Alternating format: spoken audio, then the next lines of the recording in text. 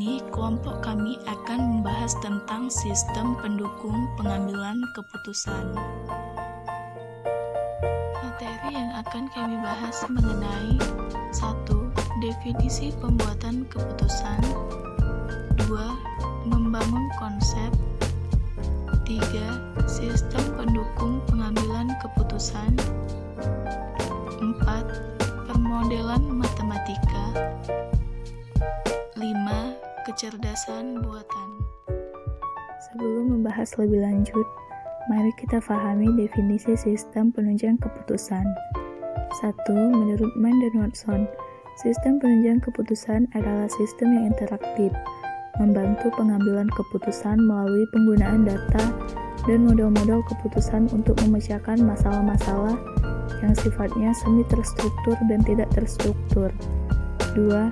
Menurut Mariam Alavi dan H. Albert Navier, sistem penunjang keputusan adalah suatu kumpulan prosedur pemrosesan data dan informasi yang berorientasi pada penggunaan model untuk menghasilkan berbagai jawaban yang dapat membantu manajemen dalam pengambilan keputusan. 3. Menurut Little, sistem penunjang keputusan adalah suatu sistem informasi berbasis komputer yang menghasilkan berbagai alternatif keputusan untuk membantu manajemen dalam menangani berbagai permasalahan yang terstruktur ataupun tidak terstruktur dengan menggunakan data dan model. Selanjutnya, definisi pembuatan keputusan atau decision making, yaitu tindakan memilih di antara berbagai alternatif solusi pemecahan masalah. Keputusan atau decision didefinisikan sebagai tindakan pilihan dan seringkali diperlukan untuk mengambil banyak keputusan dalam proses pemecahan satu masalah saja. Elemen dalam pembuatan keputusan. 1. Pemecahan masalah dan pembuatan keputusan. Pemecahan masalah atau problem solving terdiri atas respon terhadap hal yang berjalan dengan baik serta terhadap hal yang berjalan dengan buruk dengan cara mendefinisikan masalah atau problem sebagai kondisi atau peristiwa yang berbahaya atau yang dapat membahayakan perusahaan atau yang bermanfaat atau yang dapat memberi manfaat. Pembuatan keputusan atau decision making, yaitu tindakan memilih di antara berbagai alternatif solusi pemecahan masalah. Keputusan atau decision didefinisikan sebagai tindakan pilihan dan seringkali diperlukan untuk mengambil banyak keputusan dalam proses pemecahan satu masalah saja. 2. Fase pemecahan masalah. 4 tahap dari Herbert I. Simon menurut Simonoran yang memecahkan masalah terlibat dalam 1. Aktivitas intelijen, yaitu mencari di sekitar lingkungan kondisi yang harus dipecahkan. 2. Aktivitas perancangan, yaitu menemukan, mengembangkan, dan menganalisis tindakan-tindakan yang mungkin dilakukan. 3. Aktivitas pemulihan, yaitu memilih tindakan tertentu dari beberapa yang tersedia.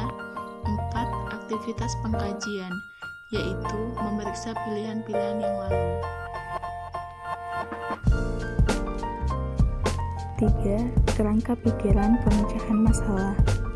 Kerangka berpikir yang berguna dalam pemecahan masalah yaitu 1. Model sistem umum, sebagai kerangka berpikir perusahaan sebagai suatu sistem yang mengidentifikasi elemen-elemen penting yang harus ada serta aliran data, informasi, dan keputusan yang menghubungkan elemen-elemen tersebut.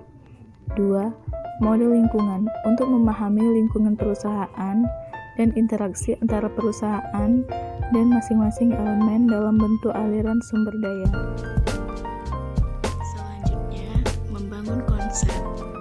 Dalam pemahaman mengenai dasar konsep pemecahan masalah, dapat menggambarkan bagaimana konsep diterapkan ke dalam sistem pendukung keputusan. Memilih solusi yang baik. Harry Mersberg, seorang ahli teori manajemen, telah mengidentifikasi 3 pendekatan, yaitu 1. Analisis, yaitu evaluasi pilihan-pilihan secara sistematis dengan mempertimbangkan konsekuensi pilihan-pilihan tersebut pada tujuan organisasi. 2. Penilaian, yaitu proses pemikiran yang dilakukan oleh seorang manajer. 3. Penawaran, yaitu negosiasi antara beberapa manajer. 2. Struktur permasalahan dibagi menjadi 3, yaitu 1. Terstruktur atau struktur problem, terdiri atas unsur dan hubungan antara berbagai elemen yang semuanya dipahami oleh orang yang memecahkan masalah. 2. Masalah yang tidak terstruktur atau unstructured problem adalah masalah yang tidak memiliki elemen atau hubungan antar elemen yang dipahami oleh orang yang memecahkan masalah. 3. Masalah semi terstruktur atau semi-struktur problem adalah masalah yang terdiri atas beberapa elemen atau beberapa hubungan yang dipahami oleh si pemecah dan beberapa yang tidak dapat dipahami. 3. Jenis keputusan. Herbert I. Simon menemukan metode untuk mengklasifikasikan keputusan, yaitu 1. Keputusan terprogram, bersifat relatif dan rutin dalam hal prosedur tertentu digunakan untuk menanganinya, sehingga keputusan tersebut tidak perlu dianggap baru setiap kali terjadi. 2. Keputusan yang tidak terprogram, bersifat baru, tidak terstruktur, dan penuh konsekuensi. Baiklah, selanjutnya adalah sistem pendukung keputusan. Pengertian pengambilan keputusan adalah proses memilih suatu alternatif, cara bertindak dengan metode yang efisien sesuai situasi. Proses tersebut untuk menemukan dan menyelesaikan masalah organisasi.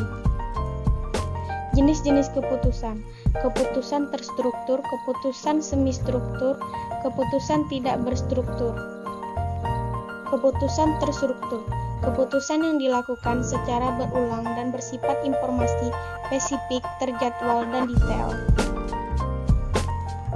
Keputusan semi-terstruktur, keputusan yang memiliki sifat yakni sebagai keputusan dapat ditangani oleh komputer dan sebagainya, harus ditangani pengambilan keputusan.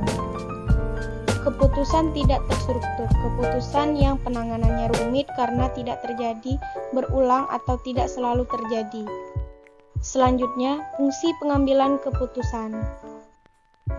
Meningkatkan aksesibilitas data yang tersaji secara tepat dan akurat bagi para pemakai, tanpa mengharuskan adanya perantara sistem informasi. Menjamin tersedianya kualitas dan keterampilan dalam memanfaatkan sistem informasi secara kritis. C. Mengembangkan proses perencanaan yang aktif. Proses penyelidikan, perencanaan, pemilihan. Tahapan intelijensi, pengumpulan informasi untuk mengidentifikasi permasalahan. 2. Desain terhadap perencanaan solusi dalam bentuk alternatif pemecahan masalah. 3. Choice, tahap memilih dari solusi dari alternatif-alternatif yang disediakan. 4. Implementation, tahapan melaksanakan keputusan dan melaporkan hasilnya. Manfaat. 1. SPK memperluas kemampuan pengambil keputusan dalam memproses data atau informasi bagi pemakainya. 2. SPK membantu pengambilan keputusan untuk memecahkan masalah, terutama berbagai masalah yang sangat kompleks dan tidak terstruktur. 3. SPK dapat menghasilkan solusi dengan lebih cepat serta hasilnya dapat diandalkan. 4. SPK mungkin saja tidak mampu memecahkan masalah yang dihadapi pengambilan keputusan, namun dapat menjadi simulan bagi pengambilan keputusan dalam persoalannya, karena mampu menyajikan alternatif pemecahan. 4. Pemodelan matematika. Model adalah abstraksi dari sesuatu. Terdapat 4 jenis model, yaitu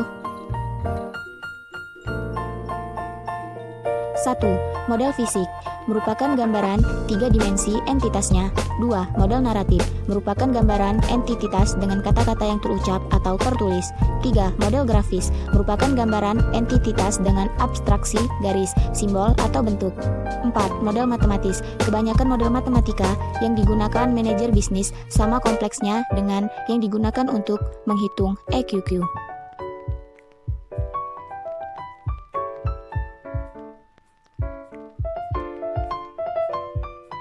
Model matematis dapat diklasifikasikan ke dalam 3 dimensi, yaitu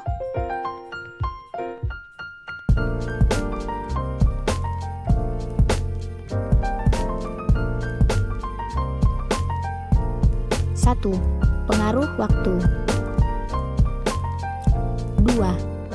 Tingkat keyakinan. 3. Kemampuan untuk mencapai optimisasi. Simulasi. Tindakan menggunakan model disebut dengan simulasi atau simulation.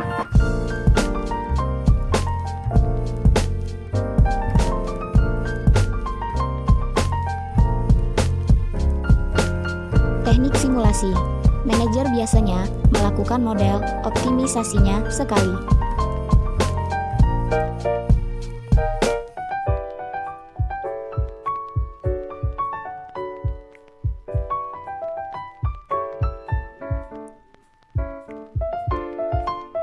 Format output simulasi melibatkan berbagai elemen, skenario, dan variabel keputusan pada layar atau halaman yang sama, seperti output merupakan praktik yang baik.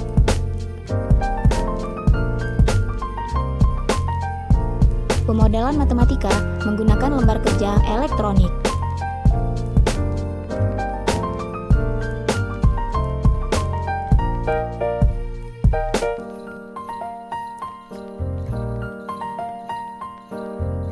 Kapabilitas pemodelan statis. Baris dan kolom dari lembar kerja elektronik membuatnya ideal untuk digunakan dalam model statis.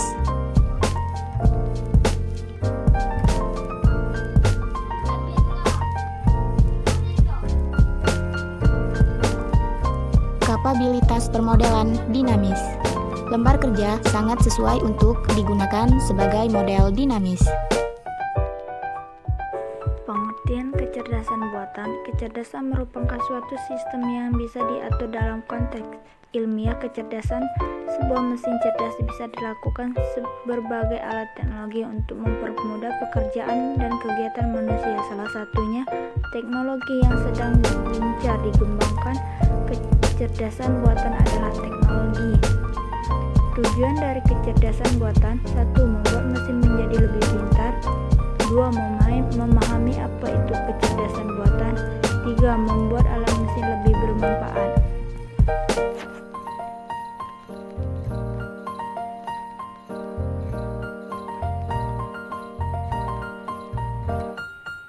Contoh kecerdasan buatan. 1. Kecerdasan buatan yang bisa membuat sebuah mobil tanpa sebuah pengemudi yang dilakukan, yaitu alat mesin dari teknologi buatan. 2. Kecerdasan bisa dilakukan sebuah alat mesin yang digunakan di setiap pekerjaan, yaitu alat robot penyedot debu. Kelebihan kecerdasan buatan. 1. Kreatif. Manusia mampu untuk menambah pengetahuan, sedangkan pada kecerdasan untuk menambah pengetahuan harus dilakukan sistem dibangun. 2. Mungkin orang menggunakan pengalaman pembelajar secara langsung. 3. Pemikiran manusia dapat digunakan secara luas.